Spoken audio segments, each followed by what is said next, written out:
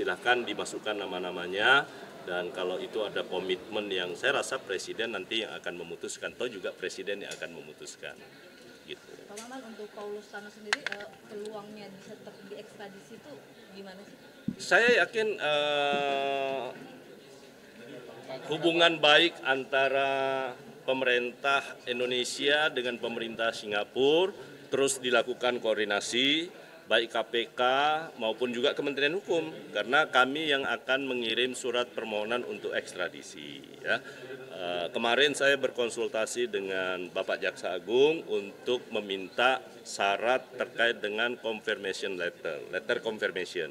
Dan Pak JA sudah mengirimkan kepada kami sebagai kelengkapannya, dan segera mungkin surat yang dimaksud yang diminta oleh pihak Singapura akan segera kita kirim. Berarti optimis dikabulkan ya? Ya harus optimis dong, kan ini dua negara sahabat dan sudah menandatangani perjanjian ekstradisi. Namun demikian, kalau kami hanya menyampaikan surat terkait dengan itu, nanti menyangkut teknisnya karena ditangani oleh KPK dan juga bersama dengan Divisi Hubungan Internasional Mabes Polri. Update soal putusan sidang keabsahan penahanan dan penangkapan Paulus Thanos di Singapura gimana Pak? Wah, itu saya nggak ikutin. Pokoknya tugasnya Kementerian Hukum itu kan cuman sebagai otoritas pusat.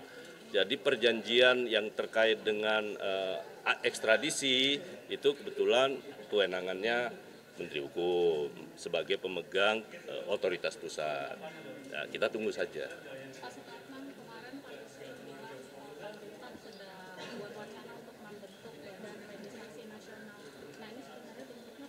Ya tergantung presiden kalau itu kan, kalau presiden mau bangun bentuk badan legislasi nasional, ya Kementerian Hukum enggak ada masalah.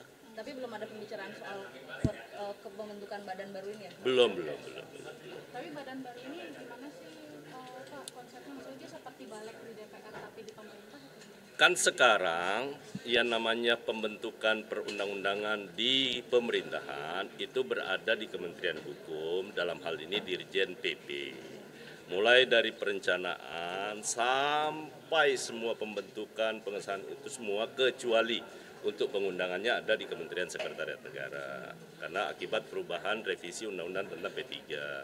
Nah, kalau kemudian nanti pemerintah berpikir soal pembentukan badan legislasi nasional, itu boleh saja, tergantung kebijakan presiden. Pokoknya apapun yang presiden anggap baik, maka sebagai pembantu presiden kami patuh.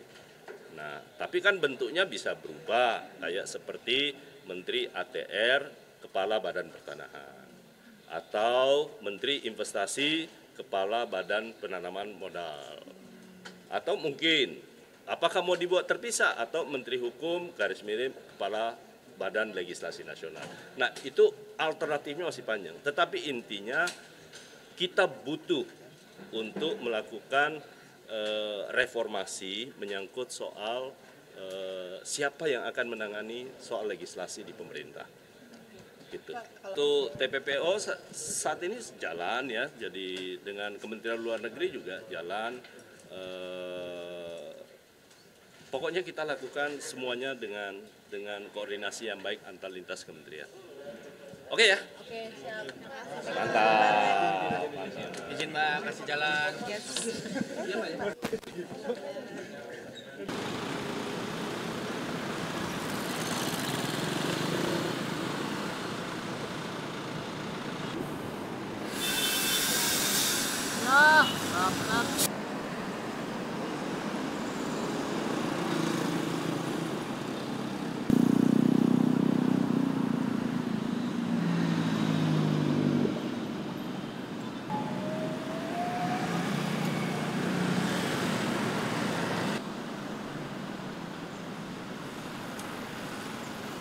Silahkan dimasukkan nama-namanya, dan kalau itu ada komitmen yang saya rasa Presiden nanti yang akan memutuskan, atau juga Presiden yang akan memutuskan.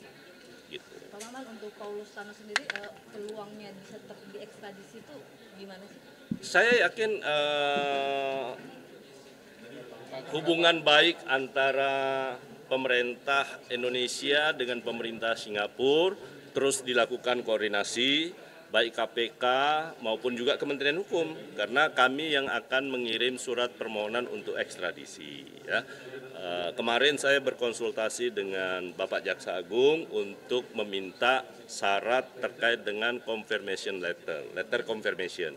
Dan Pak JA sudah mengirimkan kepada kami sebagai kelengkapannya, dan segera mungkin surat yang dimaksud yang diminta oleh pihak Singapura akan segera kita kirim. Berarti optimis dikabulkan ya?